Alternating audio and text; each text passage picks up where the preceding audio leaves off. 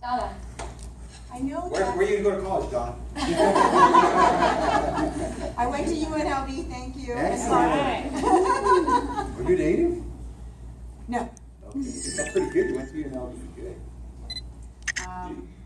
I know that the Senate has really come out strongly in favor. A lot of senators are endorsing Hillary Clinton. As the leader of the Democrats in the House, what can you tell us about the kind of support she's enjoying? On the House side, all of the House Democrats who have gotten into the race and have endorsed Hillary Clinton. There are only a couple who have endorsed Bernie Sanders, who, by the way, I've known Bernie Sanders for 23 years. Great guy. Great guy. I love his passion. I love that he has continued to say the same thing over and over. And I hope he does really well.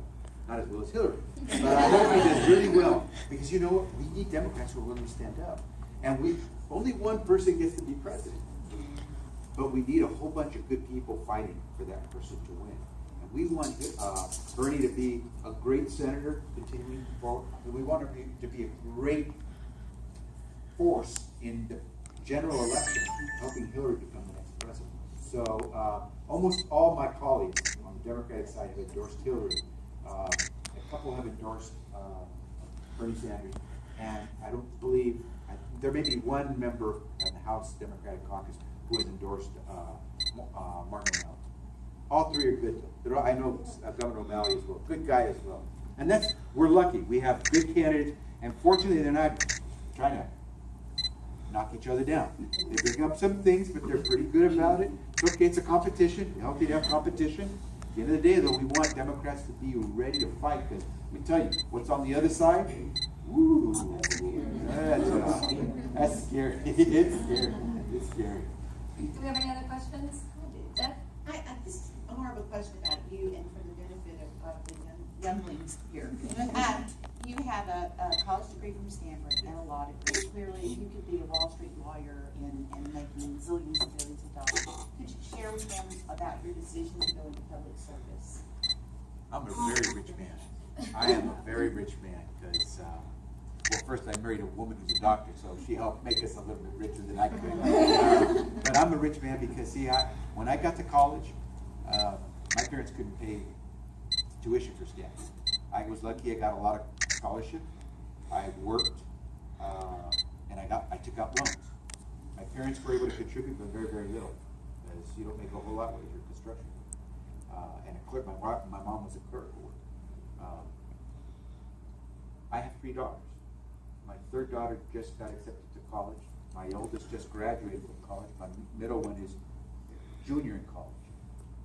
My wife and I have to pay for their tuition because between my wife and I, we make enough money that we don't qualify for them to get the grants. But you know what? I don't mind. I don't mind. I'm paying back. Somebody said to my parents, "You can't afford to send your son to Stanford? We're going to help you." My turn now. It's my turn now. So my daughters, we pay the full cost of their tuition. But I don't mind, because we got it. Well, my wife is a doctor. She's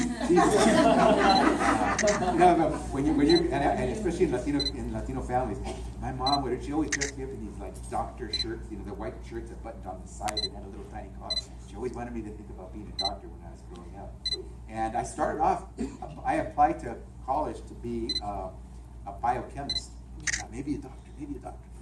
Well, then I became a lawyer, and it's like, oh, hijo, ¿qué pasó? What happened? But then I married a doctor, and it was like, oh, okay. And my oldest just got married, and none of my 3 daughters are saying they want to be a doctor, so my wife is like bummed a bit. But my oldest married a guy who's now in medical school, so once again, it's like, we're not quite there, but we're close. But I'm as rich as you can be. I don't lack for money. My wife and I make very, very good money now.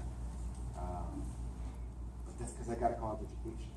But as I said, I could do something and make a lot more money. But why? I could pay for my kids to go to college. And my kids 2 of them have gone to Stanford, and the last one just got accepted to Yale. They got there on their own because they really studied. They did well, and we can afford to pay that. See, I want each and every one of you to say, you may need help to get to college, and Hillary Clinton, we need to be there to make sure you guys can get to college. That your dreams are not limited. But then once you're finished, once you're out, your kids won't need the help as much. And that's when we help the next family. And so it's what we call a virtuous cycle. We help each other.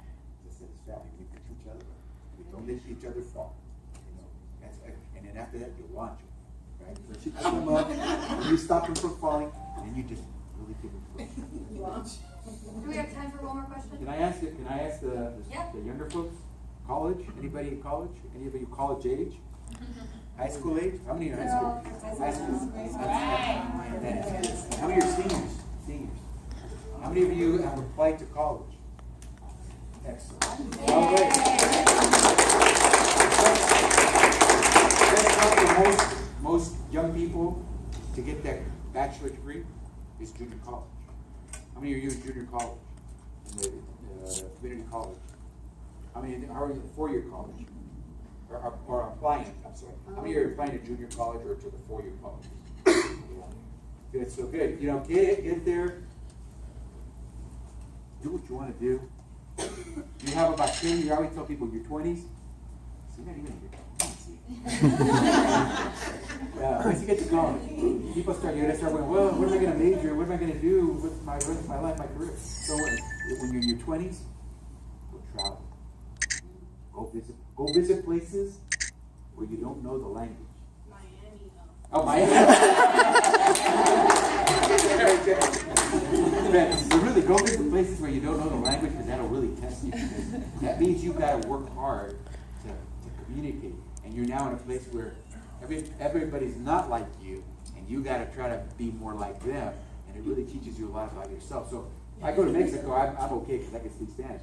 But when I went to France, man, as much as it's a Latin-based language, I'm lost. When I was in Korea, it was just tough. But it makes you work a lot harder to try to get people to understand you. You learn so much about yourself when you do it. So travel, make mistakes. Not that you're on the front page.